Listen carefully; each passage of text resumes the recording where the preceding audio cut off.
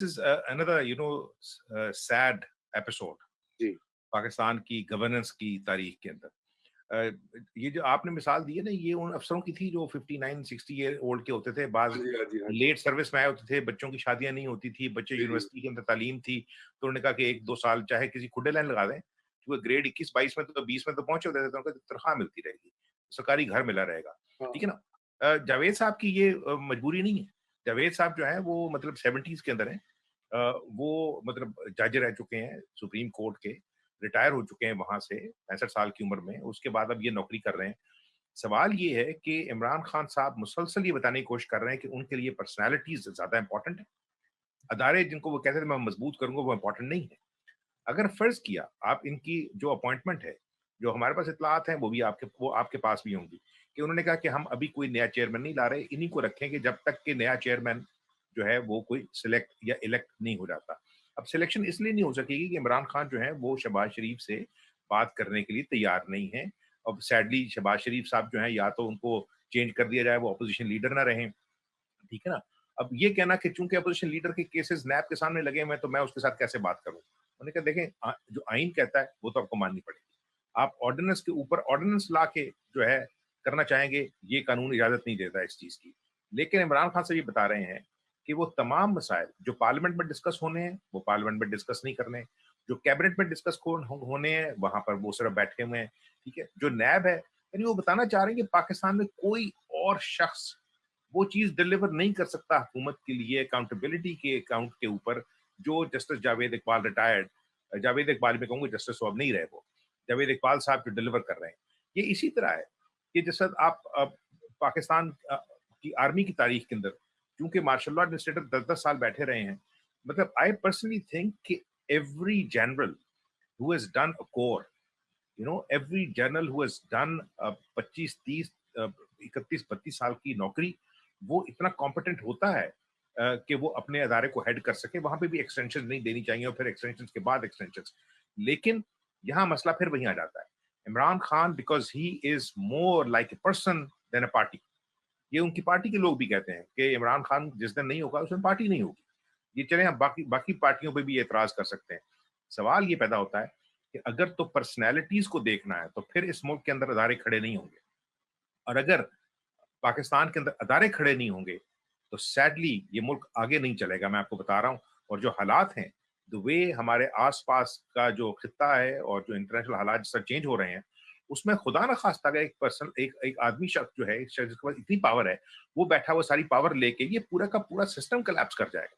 آپ یہ بتانا چاہ رہے ہیں کہ جاوید اقبال صاحب جو ہے انہوں نے اتنا زبردست کام کیا ہے. میں ان سے بیسک سوال یہ پوچھنا چاہتا ہوں.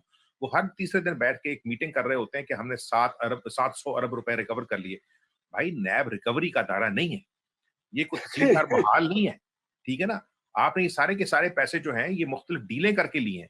کہیں ڈیل جو ہے 15% کی ہوگی، کہیں 20% کی ہوگی، کہیں 25% کی ہوگی. I personally know people جنہوں نے کھائے تو 75 کروڑ روپے تھے، لیکن وہ 20 کروڑ روپے دے کے آفر کر کے واپس چلے گا. جو 55 کروڑ روپے ہے اس کا حساب کون دے گا؟ ٹھیک ہے نا. اور اس زمانے کے 55 کروڑ روپے، یعنی I'm talking about late 80s and early 90s.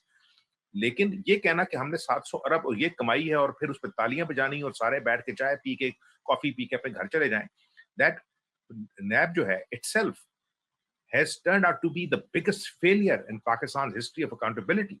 And secondly, جب آپ جو ہے پیرل ادارے کھڑے کرتے ہیں تو آپ بتانا چاہ رہے ہیں کہ 1999 سے پہلے یا 1997 سے پہلے جبکہ یہ احتساب ایکٹ تھا اور پھر وہ مطلب اس کو آرڈیننس بنا کے ایک ادارہ کھڑا کیا، اس سے پہلے کسی کی پکڑ ہو ہی نہیں سکتی تھی.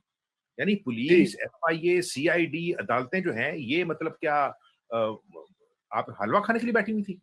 ٹھیک ہے نا. اور آپ ساری کی ساری چیزیں اور پھر آپ دیکھیں نا جتنے ریکور کیے ہیں اور جتنے رانگ کیسز کے اندر انہوں نے اپنا جو انٹرنیشنلی منہ کالا کرایا ہے براڈ شیٹ کے کیس کے اندر اور جو باقی کیسز کے اندر ہو رہا ہے، ٹھیک ہے نا، وہ پیسے کس طرف جائیں گے. یعنی آپ یہ دیکھیں کہ جس ادارے کے پاس ایک بیسک کانٹریکٹ لکھنے کی ابیلٹی نہ ہو اور اس کے اندر جو لوگ چیف پروسیکیوٹر ہوں وہ بعد میں انہی اداروں کے ساتھ جا کے باہر کام کرنے لگیں جن سے مدد لی گئی تھی، جن کو پیسے دیے گئے ہیں، ملینز آف پاؤنڈز پے کیے گئے ہیں، تو یہ ادارہ جو ہے اٹس اے فیلئر. اس کے اندر جیسے جاوید اقبال اگر اپنے چھاتی کو تمغہ لگانا چاہتے ہیں یہ ان کا پریروگیٹو ہے.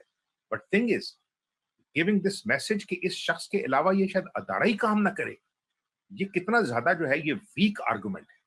And I personally think if Imran Khan जो है, if he wants to be known as a straightforward state player, he should basically change him now. जी बिल्कुल। सोलंकी साहब, आपका इस पे व्यू, अगरचे हम बात करते रहे इसी मौजू पे, लेकिन आप जरा ये बताइए इस ऑर्डिनेंस की जो मुज़मिरात हैं कि पार्लियामान में ये चैलेंज हो जाएगा, कोर्ट में भी चैलेंज हो जाएगा, तो हुकूमत ऐसा क्यों कर रही है? ये इतनी ढिठाई की क्या जरूरत है? कॉल कर लो, फोन उठा के शहबाज शरीफ को कॉल कर लो। बाइडेन नहीं करता तो कोई बात नहीं, आप बाइडेन को गलत साबित करें, आप कॉल कर ले अपोजिशन वाले को। हुकूमत ये इसलिए करना चाहती है क्योंकि उनके ख्याल में जो मौजूदा चेयरमैन है वो उनके मकासद की तकमील के लिए बेहतरीन है, और इससे पहले कि उनसे ज़्यादा बेहतरीन कोई बंदा मिल जाए तो उसको बरकरार रखना ज़रूरी है, वो इसलिए कर रहे हैं। लेकिन ये बात कि जस्टिस रिटायर्ड जावेद इकबाल ने बड़ी शानदार इनिंग खेली है, तो मैं समझता हूं कि इसके लिए चुटकी भर नमक की नहीं बल्कि नमक की पूरी कान की ज़रूरत है।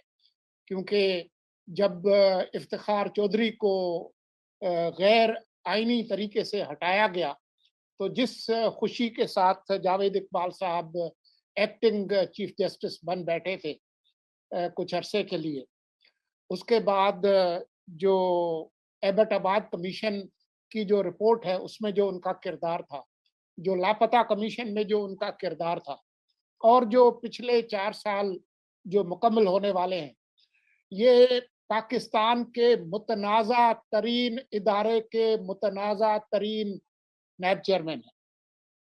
तो मैं नहीं समझता कि उनकी कोई ऐसी शानदार इनिंग है जिसको कोई याद रखेगा।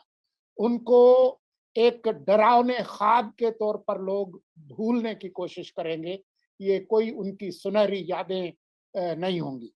तो जो 75 साला नैब चेयरमैन है, उनके लिए जो ये चालाकियां ये हुकूमत कर रही है, इन चालाकियों का जो मकसद है वो ये है कि अब जो ऑर्डिनेंस फैक्ट्री है ऐवान सदर में, उसके हाँ से एक ऑर्डिनेंस लाया जाएगा जिसमें ये कहा जाएगा कि जी हम तो मुशावरत को नहीं निकाल रहे, लेकिन मुशावरत हम कर नहीं रहे, तो हम कोई कोशिश करते हैं, क्योंकि वो नाकाम होनी है तो हमने जो है वो आइन के अंदर उस कानून के अंदर उसको नहीं निकाला, लेकिन ये भी कर दिया कि जी वो जब मुशावरत नाकाम होगी तो हम पार्लिमानी कमेटी के पास जाएंगे, और जब तक हो तब तक तो मौजूदा चेयरमैन है ही, तो चित भी मेरी और पत भी मेरी, वो वाला जो तरीका है, ये सियाने सियाने सियाना कौवा बनने की कोशिश कर रहे हैं।